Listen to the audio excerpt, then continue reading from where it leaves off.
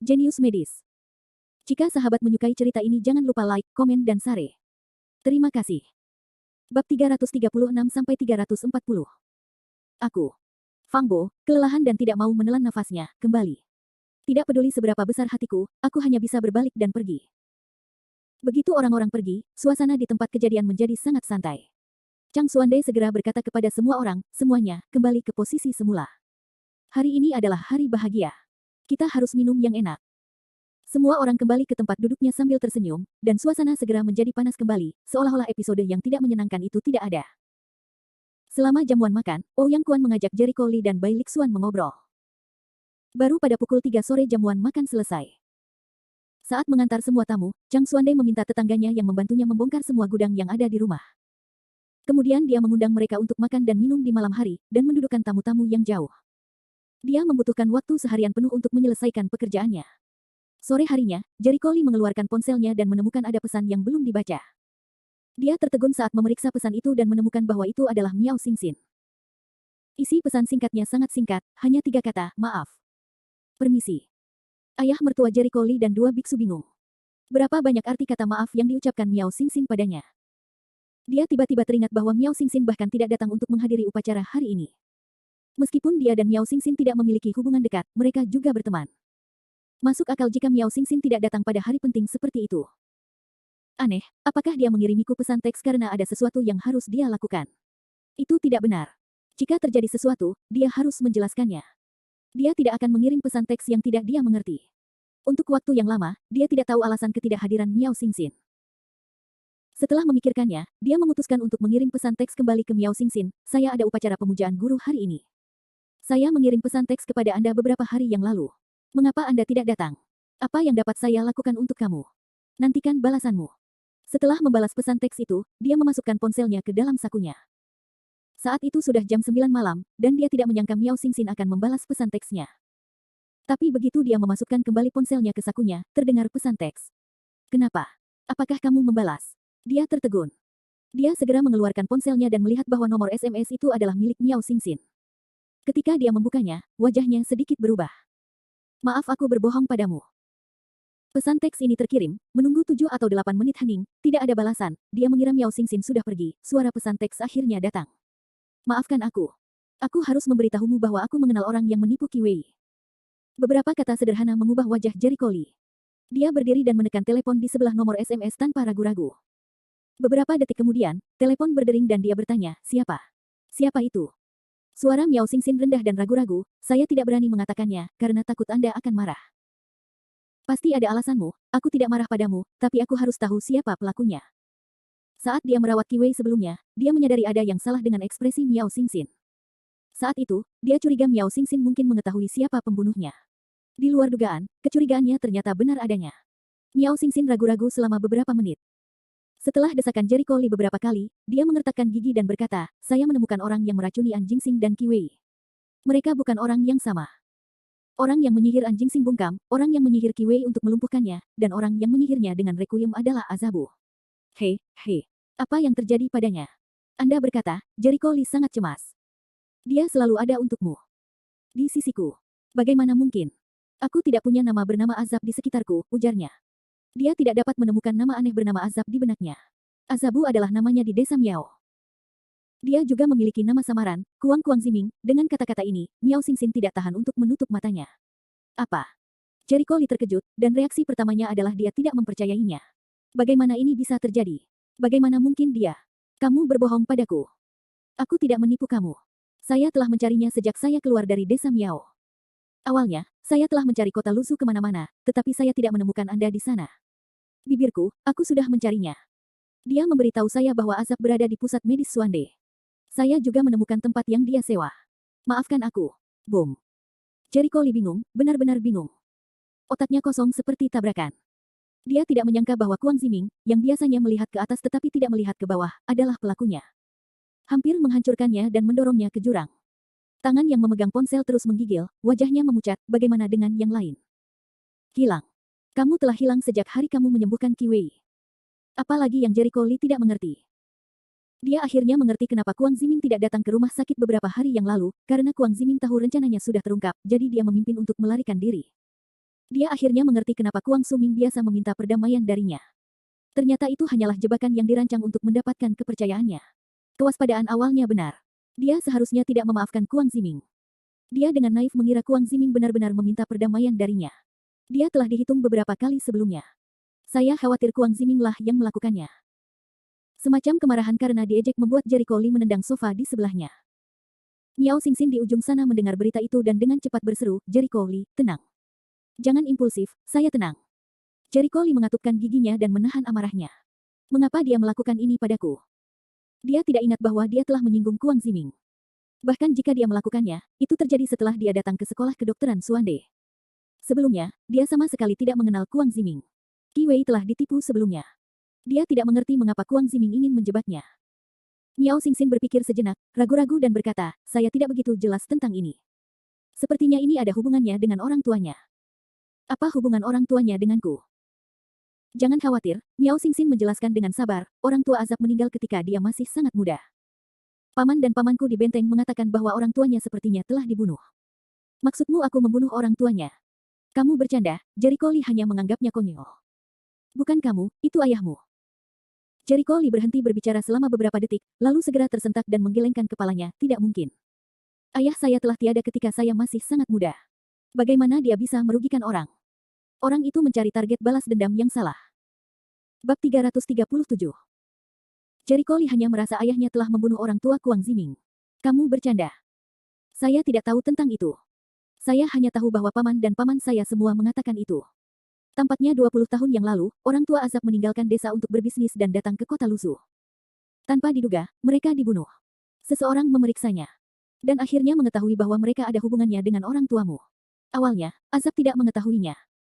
Semua paman dan paman di benteng menyembunyikannya darinya, karena takut dia akan membalas dendam padamu. Tapi setahun yang lalu, dia keluar dari benteng secara diam-diam. Pamanku curiga dia akan mendatangimu, jadi dia memintaku untuk datang kepadanya. Miao Xingxin tidak melanjutkan, tetapi Jericho Lee mengerti maksud di baliknya. Dari segi waktu, apa yang dikatakan Miao Xingxin sangat konsisten. Setelah mengetahui penyebab kematian orang tuanya, Kuang Ziming datang ke kota Lusu dan menghabiskan beberapa bulan untuk mencari Jericho Lee. Ketika dia berpraktik di rumah sakit rakyat pertama, dia merancang untuk menjebaknya dan bersiap untuk membuatnya kehilangan reputasi dan membunuhnya. Adapun Kuang Ziming, dia tidak melakukannya secara langsung. Tampaknya Dr. Miao memiliki aturan bahwa dia tidak boleh membunuh Jericho Lee dengan serangga beracun, atau dia tidak boleh membunuh Jericho Lee. Tentu saja hidup Jericho Lee sulit. Dia telah menderita serangkaian pukulan, tapi dia sudah memilih untuk bunuh diri. Jericho Lee menggigit giginya, selalu sedikit tidak percaya, adakah yang melihat ayahku membunuh orang tuanya? Dia tidak mempercayainya. Kakeknya mengatakan kepadanya lebih dari sekali bahwa ayahnya jujur dan jujur. Bagaimana orang seperti itu bisa membunuh orang? Bisakah Anda melakukan itu? Aku tidak tahu. Para paman di benteng menemukan bahwa orang tua Azab ada bersama ayahmu pada hari kematian mereka, dan ayahmu menghilang sejak saat itu. Jericho Lee sama sekali tidak percaya ayahnya akan membunuh orang. Jangan marah, Miao Xingxin menasihati, paman dan paman juga merasa ada keraguan tentang masalah ini, tetapi waktu telah lama berlalu, dan ayahmu hilang lagi. Tak ada cara untuk mengetahuinya. Yah, kakekku memberitahuku bahwa ayahku mungkin sudah lama meninggal. Bukankah itu kematian tanpa bukti? Mengapa dia mengejarku padahal tidak ada bukti? Jericho Lee sangat marah.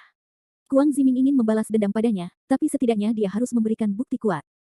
Jika itu benar yang dilakukan ayahnya, dia yakin ayahnya berhutang pada putranya. Hanyalah sebuah hal yang meragukan. Kuang Suming membalas dendam padanya tanpa mengetahuinya. Hehe terlalu impulsif, paman dan paman telah menasihatinya, tidak mencari tahu, jangan main-main, tapi dia tidak mendengarkan. Miao Xingxin menghela nafas. Faktanya, dia tidak terlalu membenci latihan Kuang Ziming. Jika orang tuanya adalah terbunuh, bahkan jika hanya ada keraguan, dia tidak bisa menahan diri untuk membalas dendam. Kebencian terhadap pembunuhan ayah dan ibu bukanlah hal yang biasa. Jericho Lee menarik napas dalam-dalam, menenangkan suasana hatinya dan berkata dengan suara rendah, di mana dia sekarang? Miao Xingxin menggelengkan kepalanya. Saya tidak tahu. Dia menghilang beberapa hari yang lalu, dan tempat tinggalnya sudah lama ditinggalkan. Tapi tidak ada kabar dari benteng pertahanan. Dia mungkin tidak kembali. Kebanyakan dari mereka masih berada di Lusu. Dia belum mati. Mata Jericho Lee dingin, dan plotnya terungkap. Kuang Ziming tidak memilih mundur, tetapi terus mengintai di kota Lusu. Bukankah sudah jelas bahwa dia masih ingin membalas dendam? Dia adalah orang yang sangat keras kepala. Mustahil baginya untuk menyerah, kecuali kita dapat menemukannya dan mencari tahu apa yang terjadi saat itu. Miao Xingxin terlalu jelas tentang sifat Kuang Ziming. Dia biasanya berada jauh di kota dan selalu memiliki wajah yang dalam. Begitu dia orang tua yang sudah meninggal terlibat, dia akan menjadi sangat paranoid dan gila. Orang seperti itu tidak akan menoleh ke belakang sampai mereka menabrak tembok selatan. Aku tahu, Jericho Lee menarik napas dalam-dalam dan menyelidiki betapa sulitnya hal-hal di tahun-tahun itu. Tapi Kuang Ziming akan dihantui sepanjang waktu jika dia tidak mengetahuinya. Dia tidak punya pilihan. Mungkin kakekmu akan mengetahui sesuatu tentang hal itu. Baiklah, begitu. Terima kasih telah memberitahuku tentang hal itu. Aku bahkan tidak datang untuk menghadiri magang hari ini. Aku harus minta maaf padamu. Miao Xingxin meminta maaf. Mengetahui bahwa Kuang Ziming bersembunyi di sekolah kedokteran Suande, dia tidak tahu harus berbuat apa. Sekarang dia mengatakannya sekaligus, yang membuatnya jauh lebih mudah. Tunggu menelepon, Jericho Lee merenung, diganggu oleh pertanyaannya yang akhirnya terselesaikan, namun membawa pertanyaan yang lebih besar. Nama ayahnya adalah Li Wenyan dan nama ibunya adalah Rong Xinlian. Ketika usianya kurang dari 2 tahun, orang tuanya telah tiada. Kakeknya Li Changrong memberitahunya bahwa orang tuanya meninggal dalam kecelakaan mobil. Dia bahkan belum pernah melihat jenazah orang tuanya sebelum dia menjadi yatim piatu. Dia dan kakeknya bergantung satu sama lain sejak kecil. Sekarang Miao Xingxin memberitahunya bahwa Li Wenyan membunuh orang tua Kuang Ziming. Di lubuk hatinya, dia tidak menerimanya. Seperti anak yatim piatu yang tak terhitung jumlahnya, dia memiliki visi yang indah dan rasa hormat terhadap orang tuanya yang telah hilang sejak kecil. Dia sama sekali tidak membiarkan orang menghancurkan visi ini. Ketika dia masih kecil, sebelum dia memikirkan konsep kematian, dia menanyakan keberadaan orang tuanya lebih dari sekali, dan Li akan marah dan bahkan memarahinya. Intuisi memberitahunya bahwa Li Changrong mungkin mengetahui sesuatu tentang tahun itu. Dan lebih mungkin mengetahui keberadaan orang tuanya. Di ruang kerja, Chang Xuande dan Zai Suo bersandar di bangku yang nyaman, set teh keramik halus diletakkan di atas meja teh bercat merah, dan teh hijau mengepul dengan aroma teh. Zai Suo menyesap cangkir tehnya dan berkata, Longjing Danau Barat kelas atas benar-benar teh terbaik. Saudara Chang, kamu punya banyak barang bagus di sini. Aku akan merampokmu sebelum kamu pergi. Kamu ingin merampok ketika melihat teh yang enak, Chang Xuande memberinya tatapan pucat. Saya memiliki 2 hobi dalam hidup saya, yang pertama belajar kedokteran, yang lainnya adalah minum teh yang enak. Zai Suo menggelengkan kepalanya dan mengerang, seperti kata pepatah, secangkir teh setelah makan malam itu seperti peri. Berhenti, berhenti. Chang Xuande melambaikan tangannya dan memberi isyarat padanya untuk berhenti. Ketika saya mendengar Anda mengatakan ini, saya adalah orang yang berkepala besar. Saya sudah menjadi orang tua yang besar. Saya tidak tahu teh sebaik Anda, seorang ahli teh. Tidakkah Anda memberitahu saya bahwa saya sedang bermain teh? Kecapi di depan seekor sapi. Zai Suo menutup mulutnya dan menganggapnya membosankan. Melihat ekspresi depresi ayahnya, Zai Qingsui terkikik, ayah, kamu masih sama seperti sebelumnya. Kamu adalah seni minum teh saat melihat orang. Aku tidak tahu. Menurutku kamu bukan seorang dokter, tapi penjual teh. Silakan, omong kosong. Apa aku terlihat seperti penjual teh? Zai Suobai menatap putrinya. Dia benar-benar tidak dapat berbicara. Dia sangat tinggi sehingga dia harus menjadi ahli seni teh. Sayang sekali untuk mengatakan bahwa dia menjual teh. Bab 338. Zai Qingsui berkata dengan nakal, 998, bukan 4 atau 5.000, bukan 2 atau 3.000, asalkan 998. Bawa pulang teh terbaik. Jika Anda membelinya pada tahun 1998, Anda tidak akan rugi. Anda tidak bisa tertipu. Chang Xuande tertawa geli, wajah hitam Zai Suo bersenandung, bertarung. Gadis nakal. Zai Qingsui tersenyum dan bersembunyi dari ayahnya. Gadis mati, ini semakin memalukan. Zai Suo memelototi putrinya dan berbalik untuk melihat di Chang Xuande. Saudara Chang, saya tidak bertemu Anda selama beberapa tahun. Keterampilan medismu seharusnya meningkat lagi. Kamu tidak tahu betapa sulitnya membuat kemajuan di level kami. Chang Xuande menggelengkan kepalanya dan berkata perlahan. Zai Suo melambaikan tangannya, saudaraku, kamu terlalu rendah hati. Saya tidak tahu Anda tertarik pada apapun kecuali TCM dalam hidup saya. Anda adalah yang paling kuat dari 12 dokter suci kami. Jika Anda ingin mengatakan siapa yang bisa mencapai tingkat dokter ajaib, Anda adalah satu-satunya. Dokter. Itu terlalu jauh, Chang Xuande menghela nafas, tetapi ketika berbicara tentang pengobatan tradisional Tiongkok, masih ada sedikit kebanggaan pada dirinya. Menghadapi. Dalam hal keterampilan medis, dia jelas yang terbaik. Bagaimana kabarmu? Dalam beberapa tahun terakhir, apakah kamu sudah mempelajari beberapa soal? Zai Suo berkata, jika kamu tidak mengatakan apa-apa lagi, aku akan terkejut ketika aku kembali. Kamu telah memecahkan halusinasi aktor. Ini luar biasa. Itu bukan penghargaanku. Itu semua penghargaan Jericho Lee. Kamu terlalu rendah hati. Bukannya saya rendah hati. Operasi saat itu berbahaya. Kalau bukan karena Jericho Lee, saya khawatir pasiennya akan kurang lebih beruntung. Chang Xuande tidak rendah hati.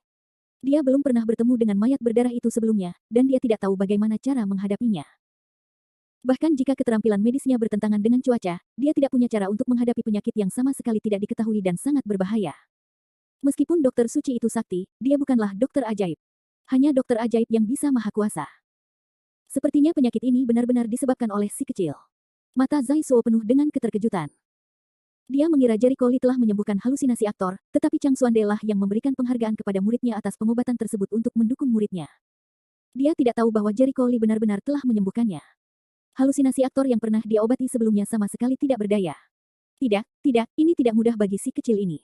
Pantas saja kamu bisa menerimaku sebagai murid. Zai Suo ingat bahwa Chang Xuande awalnya memiliki beberapa murid di sini, dan bakat mereka cukup bagus. Beberapa di antaranya berasal dari teman lama, sehingga Chang Xuande meninggalkan mereka dan memilih Jericho Lee sebagai muridnya. Terlihat bahwa Jericho Lee sungguh luar biasa. Mata indah Zai Kingsway di satu sisi berbinar dengan warna berbeda. Jericho Lee tampaknya berpikir lebih banyak daripada dirinya. Saat ini, Jericho Lee kebetulan keluar dari kamar sebelah. Zai Suo melihatnya dan melambai sambil tersenyum, "Yo, dokter ajaib kecil kita telah keluar." Jericho Lee berkata sambil tersenyum pahit, "Paman Zai, kamu menyakitiku begitu kamu membuka mulut. Apakah kita tidak punya dendam?" "Ah, aku tidak menyakitimu, aku memujimu." Zai Suo berkata sambil tersenyum, "Kamu anak kecil, kamu dapat menyembuhkan penyakit halusinasi aktor yang sulit dan bermacam-macam tanpa sepatah kata pun. Apakah kamu menyukainya?" Jericho Lee menggaruk bagian belakang kepalanya, "Ini hanya keberuntungan." Sejujurnya, dia hanya beruntung saat itu. Dia kebetulan tahu tentang mayat berdarah itu. Tanpa pengalaman masa kecilnya, dia tidak akan pernah bisa menyembuhkan pasiennya. Keberuntungan juga merupakan sebuah keterampilan. Betapa banyak penyakit sulit dan bermacam-macam yang disembuhkan. Ini adalah momen keberuntungan. Berapa banyak orang yang ingin memilikimu, keberuntungan ini tidak dapat melakukannya. Zai Suo sangat serius. Menurutnya, ada begitu banyak penyakit rumit di dunia, dan berapa banyak tim medis yang telah mempelajarinya selama beberapa tahun atau bahkan puluhan tahun tanpa petunjuk apapun. Jika mereka ingin mendapatkan keberuntungan seperti Jericho Lee, mereka akan terbangun dalam mimpinya. Yah, Jericho Lee mengangkat bahu, mengakui bahwa dia terkadang sangat beruntung sehingga orang-orang merasa iri. Chang Xuande berpikir sejenak dan berkata, "Saudara Zai, kamu harus menjadi pengajar doktoral di Universitas Sichuan Selatan sekarang." "Ya, ada apa?" "Aku berencana mengatur Jericho Lee untuk belajar di sekolahmu sebulan kemudian." "Sebulan?" Bukan hanya Zai Suo, tapi juga Jericho Lee. Jericho Lee bertanya-tanya, "Tuan, saya." "Jangan bicara." Chang Xuande melambaikan tangannya dan menatap Zai Suo, "Tidak masalah." Zai Suo pulih dari kebodohannya, mengerutkan kening dan ragu, "Tidak, aku penasaran." Dia hanya memujamu sebagai gurunya. Dengan keterampilan medismu, bisakah dia pergi ke tempat lain untuk belajar? Selain itu, sebulan terlalu singkat, bukan apa yang bisa kita pelajari dalam sebulan. Untuk pengobatan tradisional Tiongkok, 1 bulan tidak cukup waktu untuk memulai. Chang Xuande tertawa dan menjelaskan, "Saya akan membiarkan dia pergi ke Anda untuk belajar dan mendapatkan gelar PhD di bidang pengobatan tradisional Tiongkok. Sebulan." Jericho Lee membuka mulutnya lebar-lebar, dan wajah Zai Suo menjadi lebih menakutkan dan terkejut. "Kak Chang, kamu tidak bercanda kan? Bagaimana aku bisa mendapatkan gelar doktor dalam sebulan? Tidak peduli seberapa kuatnya dia tidak bisa mendapatkan gelar PhD dalam sebulan." Kata Chang Xuande dengan nada yang sangat serius, tanpa sedikit pun wajah tersenyum. Dengan murid-muridnya dan bakat belajarnya, dia pasti bisa melakukannya. Dan sekarang sudah hampir bulan Oktober. Aku akan membiarkan dia datang kepadamu kali ini tahun depan. Zai Suo ketakutan. Mulutnya lebih besar dari apapun. Kepalanya gemetar seperti mainan. Tidak mungkin. Tidak mungkin. Bagaimana dia bisa mendapatkan gelar doktor dalam setahun? Kamu pikir dia adalah dewa? Dia bukan dewa, tetapi bakat adalah yang terbaik yang pernah saya lihat dalam hidup saya, jauh di atas saya. Nada bicara Chang Xuande sangat tegas. Zai Suo terdiam sesaat. Dia sangat bingung. Dia terus membidik Jericho Lee. Dia tidak melihat bahwa Jericho Lee begitu hebat. Apakah Chang Xuande melebih-lebihkan? Chang Xuande melihat ekspresi curiganya dan tidak banyak penjelasan. Dia hanya berkata dengan tenang, "Saudara Zai, atur saja dia untuk belajar di sekolah. Biarkan dia berusaha sekuat tenaga selama ujian. Saya yakin dia bisa melakukannya." Zai Suo bahkan lebih terkejut lagi. Dia tahu karakter Chang Xuande dengan sangat baik. Chang Xuande tidak pernah sombong. Karena Chang Xuande berani mengatakan demikian, itu membuktikan bahwa dia benar-benar percaya bahwa Jericho Lee bisa mendapatkan miliknya. Gelar doktor dalam sebulan. Apakah bakat medis anak ini lebih buruk dari yang dia kira? "Yah, aku berjanji, tapi jangan salahkan aku jika dia tidak lulus ujian pada saat itu," kata Zai Suo. Meskipun dia tidak optimis tentang gelar doktor Jericho Lee dalam sebulan, dia tidak bisa menolak permintaan Chang Xuande. Bab 339. Tentu saja, aku tidak menyalahkanmu. Jika dia tidak memiliki bakat, tentu saja aku terlalu percaya padanya. Perkataan Chang Xuande masih sangat indah, yang memberikan banyak tekanan pada Jericho Lee dan mendesaknya untuk giat belajar kedokteran. Zai Suo mengangguk dan menatap Jericho Lee sambil tersenyum, anak kecil, apakah kamu percaya diri? Kalau tidak percaya diri, bagaimana bisa? Pengenalan diri adalah dasar kesuksesan. Kata-kata Jericho Lee memancarkan keyakinan yang kuat. Jika dia tidak percaya pada dirinya sendiri, dia tidak akan mencapai apapun di masa depan. Apalagi, tidak seseorang lebih percaya diri dan percaya diri daripada dia yang diwarisi oleh ahli medis. Saya harap Anda akan percaya diri seperti sekarang, Zai Suo menyesap tehnya tanpa menuangkan air dingin. Ideal itu penuh, kenyataan itu kurus. Pokoknya, dia tidak optimis tentang hal itu. Lagi pula, dia membutuhkan waktu 1 tahun untuk mendapatkan gelar doktornya. 1 bulan itu konyol. Zai Qingsui menarik Jericho Lee ke samping dan bertanya dengan suara rendah, apa yang telah kamu lakukan? Mengapa Paman Chang begitu mempercayaimu? Jericho Lee berkedip dan berkata dengan samar, apakah kamu bertanya padaku? Aku tidak tahu. Mungkin Master mengira saya memiliki bakat yang lebih baik, jadi dia menganggap saya sebagai murid magang. Menipu. Zai Qingsui tidak mempercayai omong kosong semacam ini. Kalau saja dia memiliki bakat medis yang baik, dia tidak bisa membuat Chang Xuande menerima muridnya. Sebagai kepala dari 12 orang suci, Chang Xuande memiliki visi yang tinggi. Ia begitu yakin bisa mendapatkan gelar doktor dalam waktu 1 bulan, hal ini tidak bisa dijelaskan oleh bakatnya. Mengapa saya berbohong kepada Anda? Tidak ada gunanya menipumu, Jericho Lee memutar matanya dan pura-pura bingung. Potong. Kalian akan berbohong, kalian tidak percaya tanda baca Zai Qingsui melancarkan serangan senjata peta. Wajah Jericho Lee menjadi hitam dan tidak bisa berkata-kata, pria besar tidak peduli dengan gadis kecil. Kamu hanya beberapa tahun lebih tua dariku. Apa yang kamu banggakan? Zai Qingsui membalikkan bibirnya. Harus dikatakan bahwa dia masih suka bersama Jericho Lee. Sebagai putri Zai Suo, dia telah diselimuti banyak aura sejak kecil. Dia juga cantik, jadi dia tidak kekurangan pengejar sejak kecil.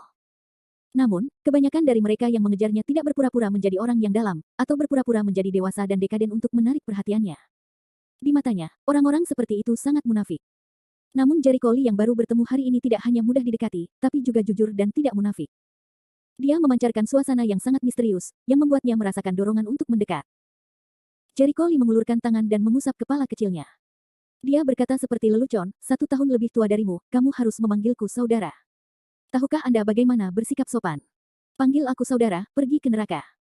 Zai Qingsui menepuk-nepuk cakarnya dengan jijik, tidak tahu malu. Saya orang yang bermartabat, Anda benar-benar membenci saya, benar-benar tidak punya mata, celah Jericho Lee. Zai Qingsui memandangnya dengan jijik, kamu masih punya kepala, wajah, mulut. Kamu keluar ke jalan, siapa yang mengenalmu? Kamu bilang Paman Chang, aku masih percaya, kamu. Wajah Ham Jericho Lee pingsan, dan si kecil mulut gadis itu hampir sama dengan mulut Miao Xingxin. Namun, Miao Xingxin adalah sarkastik dan tak terkalahkan, dan Zai Qingsui dengan sengaja menyerang orang-orang dengan rasa ejekan. Kedua wanita ini harus dipisahkan sebagai saudara perempuan. Jericho Lee, berapa umurmu tahun ini? Zai Qingsui tiba-tiba bertanya. Ada apa? Nah, untuk apa ini? Umurku 22 tahun ini. Apakah Anda siap untuk pergi bersama saya ke Biro Urusan Sipil untuk mendapatkan izin? Jericho Lee berkata dengan nada mengejek. Pergi ke Biro Urusan Sipil untuk mendapatkan izin. Zai Qingsui tidak bereaksi pada awalnya. Dia mengira bahwa sertifikat yang dia dapat dari Biro Urusan Sipil bukanlah surat nikah. Wajah cantiknya tiba-tiba memerah. Ada sentuhan rasa malu di wajah cantik-cantiknya. Dia menghentakkan kakinya dan berkata, kamu ingin mati. Siapa yang jatuh cinta padamu? Bersikap sentimental Jericho Lee tertawa. Dia akhirnya kembali ke kota. Dia masih memiliki perasaan yang baik terhadap gadis yang memiliki mulut pisau dan hati tahu serta hati yang murni. Dia tidak bisa tidak ingin mengolok-oloknya. Sejak terakhir kali dia ditolak cintanya dan jatuh cinta, dia telah memutuskan untuk menempuh jalan hitam dalam belajar kedokteran. Dia tidak ingin tersakiti lagi oleh perasaannya. Ketika dia sukses dalam karirnya dan menjadi terkenal dalam studi kedokterannya, dia menikahi seorang wanita yang bisa mencari nafkah dan menjalani sisa hidupnya dengan aman. Sekarang, dia masih jauh dari realisasi gagasan tersebut. Keesokan paginya, Zai berkemas dan membawa putrinya keluar halaman. Saudara Zai, apakah kamu sedang terburu-buru? Tidak bisakah kamu tinggal beberapa hari lagi? Chang Xuande ingin tinggal. Zai Suo menggelengkan kepalanya sambil tersenyum, tidak. Saya ingin tinggal beberapa hari lagi untuk mendiskusikan keterampilan medis dengan Anda, tetapi saya tidak bisa. Kali ini saya sedang terburu-buru, dan saya belum menanganinya. Dengan banyak hal baik-baik saja. Kemarin lusa, rumah sakit menelepon saya. Ada pasien darurat yang sangat membutuhkan perawatan. Jika saya tidak segera kembali, itu akan menunda kondisi pasien. Chang Xuande terkejut mengangkat alisnya, hei. Bukankah kamu pernah menjadi profesor di Universitas Sichuan Selatan? Kapan kamu pergi ke rumah sakit? Hai. Kadang-kadang tidak ada gunanya pergi ke rumah sakit untuk menggantungkan direktur kehormatan pekerjaan virtual, untuk melihat apakah Anda dapat menerima beberapa penyakit yang sulit dan bermacam-macam, saat berolahraga. Ini adalah kasus yang jarang terjadi. Sayang untuk dilewatkan. Begitulah. Kamu tidak boleh melewatkannya. Yah, Kakak Chang, ini sudah larut, jadi aku pergi dulu. Sampai jumpa lagi. Selamat tinggal. Chang Xuande tidak menyerah untuk mengucapkan selamat tinggal. Dia tidak tahu kapan dia akan bertemu lagi. Zai Qingsui menatap Jericho Li, dengan sedikit kerumitan di matanya, melambai sambil tersenyum dan berkata, Jericho Li, jika kamu berkesempatan mengunjungi selatan Sichuan, itu sangat indah dan menyenangkan. Saya akan mengajak Anda berkeliling. Jericho Li tersenyum cerah dan mengangguk, oke. Saya yakin saya akan pergi dalam setahun. Jangan ganggu aku kalau begitu. Wah, sudah terlambat untuk menyambutmu. Sampai jumpa setahun lagi. Sampai jumpa setahun lagi. Senyuman gadis itu seterang bunga, semurni teratai salju murni. Melihat Zai Suo pergi dan putrinya, Chang Xuande memandangi muridnya dan melambai, Jericho Li, menurutku ada yang ingin kamu katakan tadi malam. Jericho Li ragu-ragu, mengangguk ragu-ragu, ada hal kecil seperti itu. Kamu berkata, Tuan, lakukan kamu kenal baik Kuang Ziming. Kuang Ziming. Chang Xuande tertegun, mengerutkan kening, mengingat sejenak, dan berkata dengan suara yang agak dalam, jika kamu ingin tahu, tidak banyak. Dia adalah murid magang yang dikirim oleh seorang teman dan berkata bahwa dia ingin belajar keterampilan medis dari saya. Sejujurnya, murid magang seperti itu telah datang setidaknya 20 atau 30 tahun sebelum Anda datang. Sebagian besar bakatnya hanya rata-rata. Sedangkan baginya, dia hampir tidak bisa dianggap luar biasa, tetapi dia jauh lebih baik daripada mereka yang tersingkir.